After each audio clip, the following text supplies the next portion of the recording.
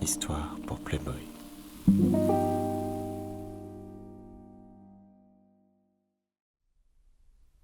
Les 1001 nuits. Histoire du portefaix et des 3 jeunes filles. Nous prenons l'histoire au moment où notre porteur est invité à rester chez les 3 magnifiques jeunes sœurs, après qu'il ait servi l'une d'entre elles un peu plus tôt dans la journée, parce qu'il a de l'esprit et qu'il a su les charmer. Il y a un bassin dans la salle, le vin a déjà bien coulé. La jeune fille, coupe en main, boit à la santé de ses sœurs. Toutes 3, le portefaix au milieu d'elles, ne cessent ensuite de danser, de chanter des poèmes. Le portefaix, lui, n'arrête pas de les enlacer et embrasser. Tandis que celle-ci lui parle, celle-là l'attire à elle, et l'autre le bat à grands coups de fleurs. Il n'en aurait pas été autrement dans le paradis, au milieu des houris. Tant et si bien que le vin finit par se jouer de leur raison et se rend maître d'eux. La portière se lève, ôte ses vêtements, et, toute nue, se dissimulant à peine sous sa chevelure qu'elle étale sur elle, se jette dans le bassin. S'amuse avec l'eau. En prend dans sa bouche pour arroser le portefaix. Se lave bras et jambes et l'entrecuisse. Sort enfin et se précipite sur les genoux du portefaix. « Mon chéri, comment appelles-tu ça ?» dit-elle en montrant son sexe. « D'ordinaire, on appelle ça la maison de la miséricorde. » Et elle, « Oh, quelle honte !» Elle l'attrape par la nuque, se met à le frapper. « Ta fente !» s'écrie-t-il. « Non, autrement !»« Ton con, autrement !»« Ta guêpe !» Elle le bat si fort qu'il en a le cou et la nuque défaits. « Comment dire alors ?»« C'est le basilic du brave. » Et le portefaix, « Que Dieu soit loué et te garde, ô basilic du brave. » On fait circuler coupes et verres. La seconde jeune fille se lève, ôte ses vêtements,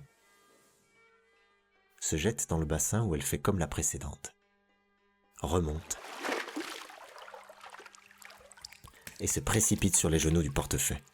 « Lumière de mes yeux, dit-elle, comment appelles-tu ceci ?» Et de montrer son sexe. « Ta fente !» Mais elle, « Que c'est vilain à toi de parler ainsi !» Elle le frappe de la main, si fort que tout ce qui est dans la salle en résonne. « Ton vagin !»« Non !» Et de lui appliquer un nouveau coup. « Le basilic du brave !» crie le portefaix. « Non !» Et elle le bat, le frappe à la nuque. « Et comment dire alors ?»« C'est, répondit-elle, le pur grain de sésame. »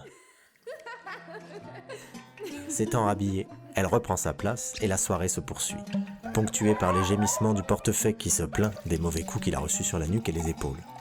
On fait circuler coupes et verres encore un moment.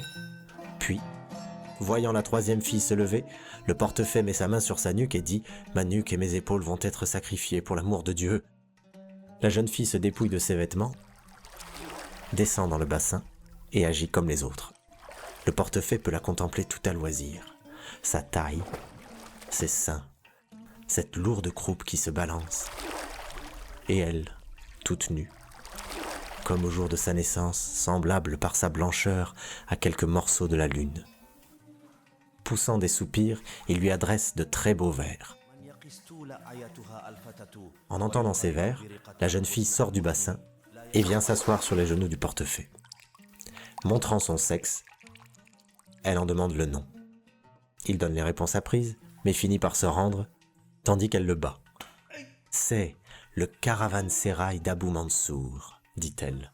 « Que Dieu soit loué et te garde, ô caravansérail d'Abou Mansour. » S'étant rhabillée, elle reprend sa place, et tous de poursuivre leur soirée. Un moment après, le portefaix se lève, ôte ses habits, gagne le bassin, et l'on voit son sexe flotter dans l'eau.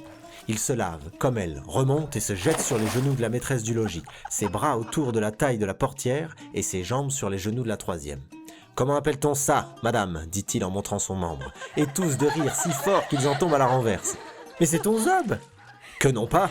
Et il se met à les mordiller toutes 3. « Ta bite !»« Non !» Et de les serrer contre lui. Les 3 filles répétaient « zob et bite !» tandis que le portefaix les mordillait, les embrassait, les étreignait. En riant, elles dirent enfin « Et quel est donc ce nom ?»« C'est, répondit-il, le mulet valeureux, qui paie le basilic du brave, se délecte du pur sésame et passe la nuit au caravansérail d'Abou Mansour. Elles rirent tant qu'elles en tombèrent à la renverse. Puis, on se remit à faire la fête, sans trêve, toute la nuit.